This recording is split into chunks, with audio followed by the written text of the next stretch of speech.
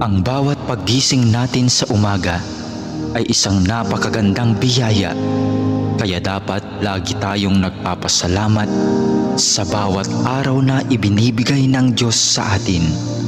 Kaya naman, manalangin tayo sa ngalan ng Ama na siyang lumikha ng langit at lupa. Amen. Ama naming makapangyarihan sa lahat, maraming salamat po sapagkat ginising mo ako ngayong umaga. Isang bagong araw na naman ang aking haharapin.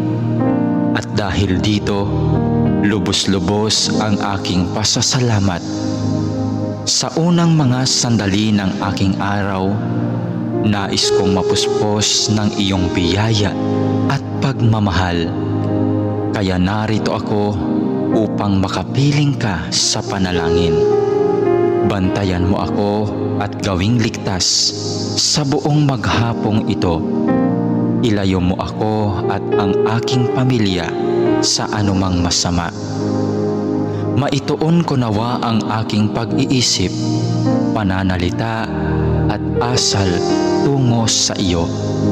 Nawa maging kalugod-lugod sa iyo ang lahat ng aking gagawin sa araw na ito. Panginoon ko at Diyos ko, naniniwala at nananalig ako na naririto ka at kapiling ko sa mga sandaling ito, na nakikita mo ako at iyong naririnig ang aking mga daing, mga kahilingan at mga panalangin. Kaya naman, Panginoon, ngayong umaga, sa iyong presensya at pagdamay mo ako kumakapit upang maharap ko ng may katatagan at katapangan ang araw na itong ibinigay mo sa akin. Mapagmahal na Panginoong Diyos, na nalaman kong mahal mo ako at binabantayan mo ako palagi. Sa oras man ng kasiyahan at lalong-lalo na sa panahon ng kagipitan at pagsubok. Tulungan mo akong huwag makalimot sa katotohanan ito. Maraming salamat po sa biyaya mong pag-ibig at pag-iingat na hindi mo ipinagkait sa akin, sa kabila ng lahat ng kasalanan at pagkukulang ko. Puno ng pag-asa akong magpapatuloy sa araw na ito sa aking mga dapat gawin dahil na rin sa iyong pagtulong. Punuin mo ako ng sigla nang magampanan ko ang mga tungkulin ko sa araw na ito.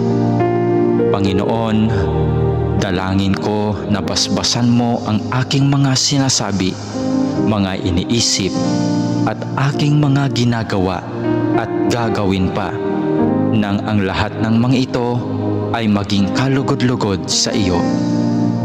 Sa pamamagitan nawa ng mga ito ay makapagpuri at makapagpasalamat sa iyo.